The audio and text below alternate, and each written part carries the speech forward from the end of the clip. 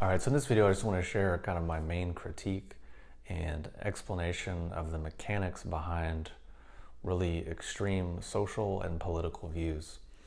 Because maybe you noticed or you have not that at least in America and many other Western countries, things over the last few years are just getting more and more extreme and more polarized.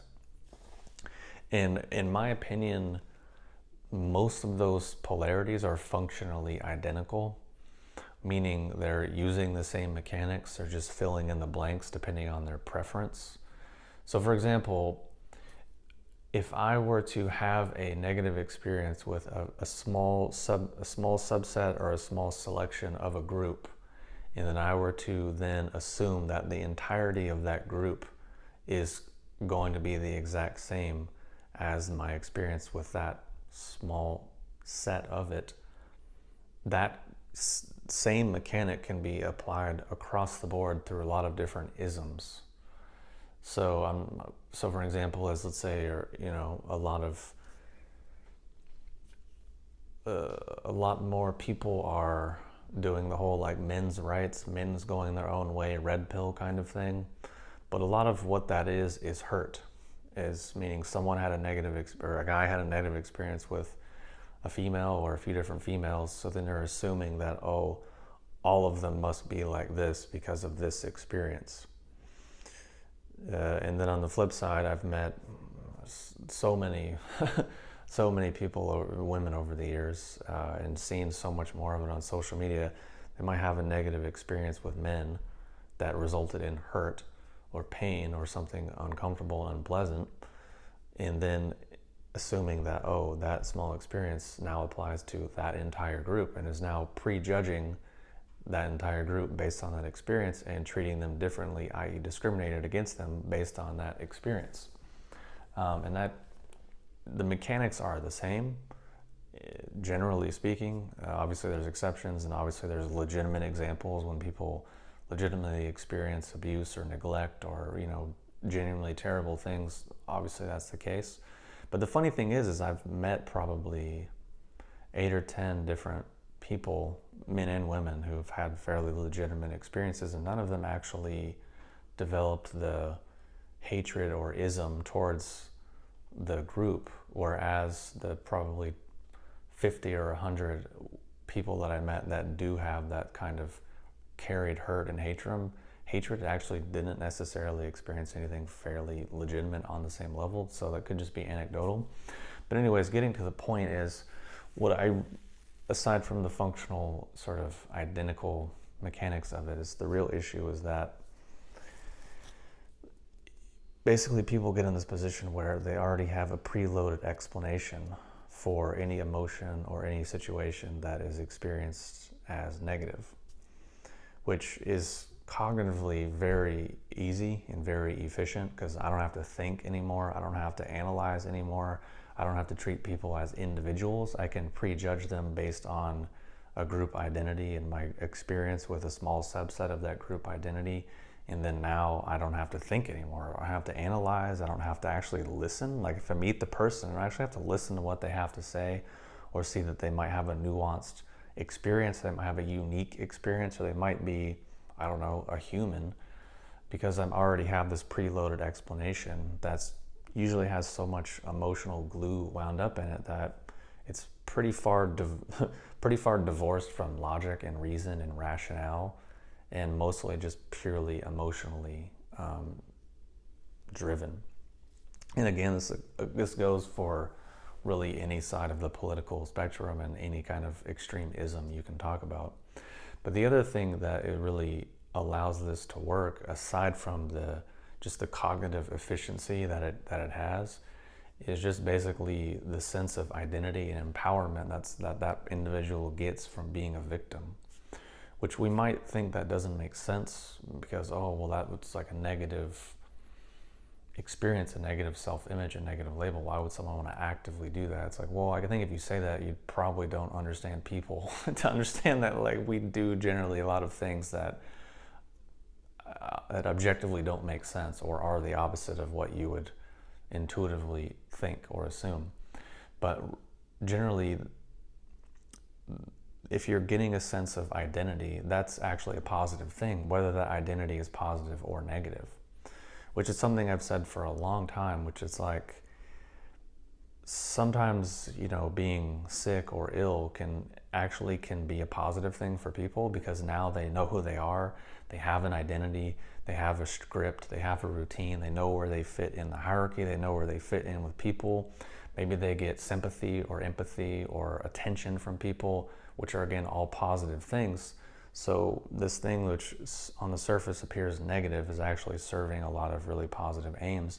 And for that reason, sometimes it's really hard for people to change, because changing to something that is on the surface more positive is actually going to mean to their identity actually a lot of loss of things that they perceived as positive: reward, attention, validation, identity. Because really, our identity just wants to feel strong. So even if something is like being a victim or being depressed or having anxiety, actually makes our identity feel a bit better, a bit stronger, because now we know where we fit, and now we can kind of get busy just building more layers and building more validation and building more rationale and reasoning for that identity, even though that might actually not serve us and not actually be useful in the long run. It might actually be the opposite. And I can say that because being in this world, natural health, healing, whatever, I've met thousands of practitioners and healers and whatever, so many different shapes and sizes, but I can think of three examples that really stand out. Is I remember some of the therapists that I would talk to over the years, the idea of people just sort of getting completely better and moving on and being done with the whole thing was something I don't think they'd ever really considered. It was, for a lot of people, just sort of a lifelong kind of endeavor. And then the second example is, I remember I talked to this person who worked at kind of a all-natural addiction clinic kind of thing, like helping people with that. And then I was kind of like, well, what's the success rate? And then it was just kind of like, what do you mean? Like, what do you mean success rate? Why would you ask that? Like, it was clear that this person had never considered it, because it's never part of the conversation. Because again, the assumption is just, this is who you are, this is what you are, and this is what you're going to be for the rest of your life. So your identity, instead of doing this thing, now your identity is how you're not doing this thing, which is again kind of still the same thing, and still functionally the same logical constructs, the same assumptions, the same axioms, the same pragmatic things. Same thing, which is okay, maybe it's obviously a step in the right direction, because maybe you're not actively harming yourself through consuming a substance. It's okay, obviously it's a process, and we're all people, I get that. And the third was, I remember I was on a date. I didn't think it was a date, but this person, it was under the pretense of a date. For me, it was just kind of like going to be really entertaining, because I knew how kind of far left this person was. So they're going on all this stuff, and they're basically just talking over me and ranting and doing all these things, because again, they were operating under the exact mechanics that I'm talking about here. They didn't actually really ask me any questions. They didn't really understand the nuance of who I was as a person, because there's no need, because they'd already prejudged me and lumped me into my group identity and treated me based on their past experience. So ultimately, there's really no point, which is as evidenced in someone's behavior and actions. And just as a side note, like, most people in general just don't ask a lot of questions, aren't very interested in other people, don't really hear most of what other people say, and don't really have the ability to listen, because of it's just cognitively easier for us to function based on these generic assumptions about the world and generic assumptions about people, so that we can kind of just focus on other things, which is usually just trivia, like watching TV or making TikTok videos, or just nothing of general importance most of the time.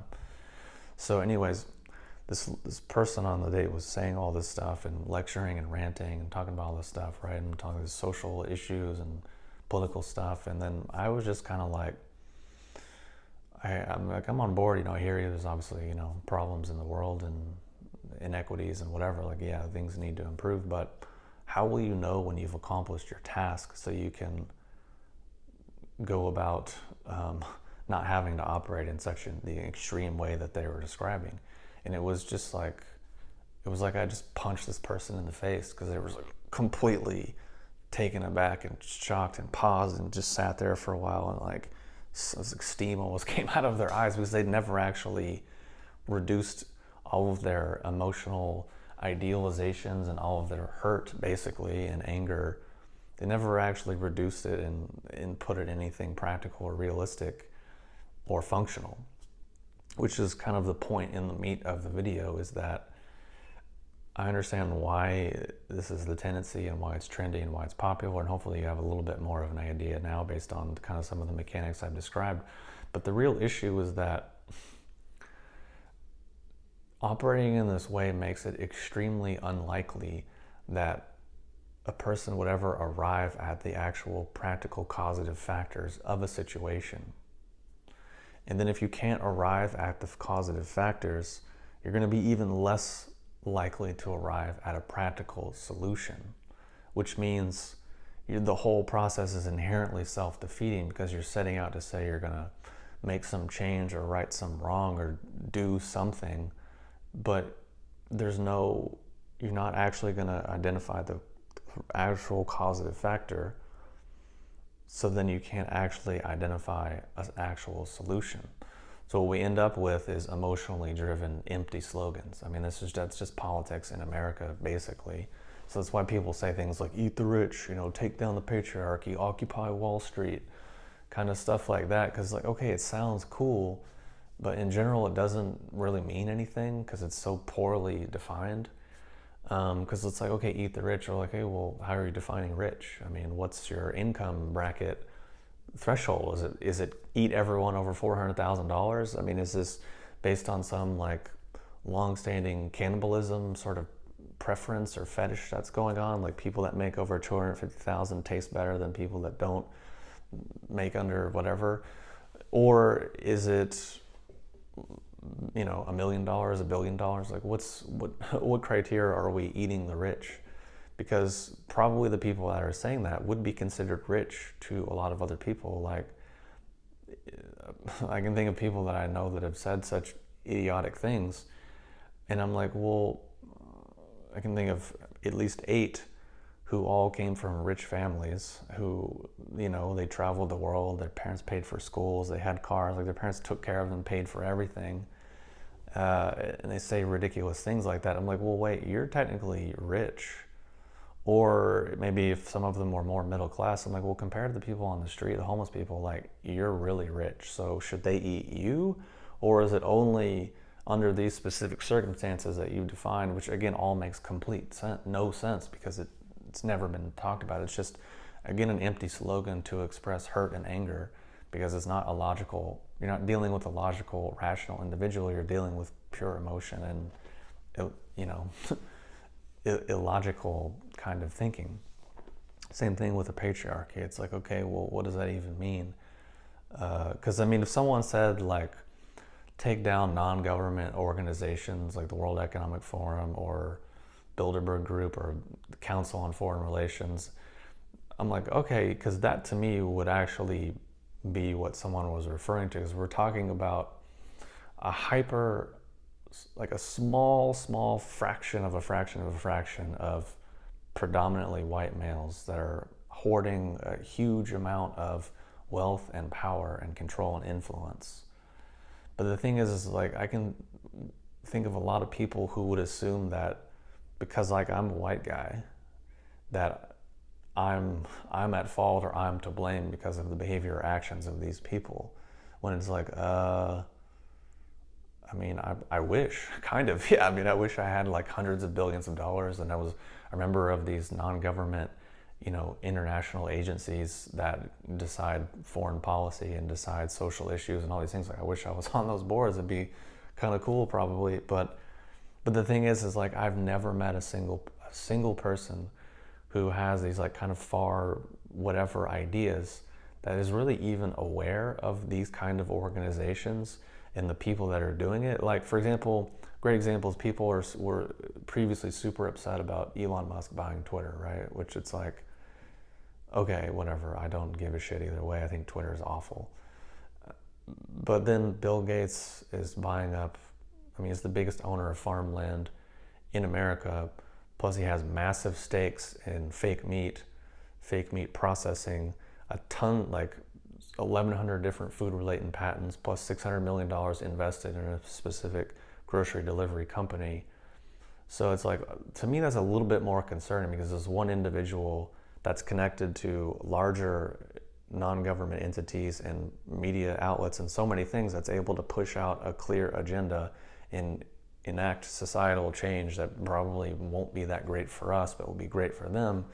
But I've never met anyone who's like, eat the patriarchy, or smash the patriarchy, eat the rich, occupy Wall Street, whatever the different colloquial terms are, that has any cognizance. And even if you mention those things, they're like, oh, that sounds crazy. That sounds like a conspiracy theory, because Bill Gates is my friend because he was the COVID vaccine expert, which is just like, proves my point. Because if you're so engrossed in this emotional preloaded response and prejudging people and situations, that you can no longer identify an actual causative factor. It means you can't actually arrive at a practical solution.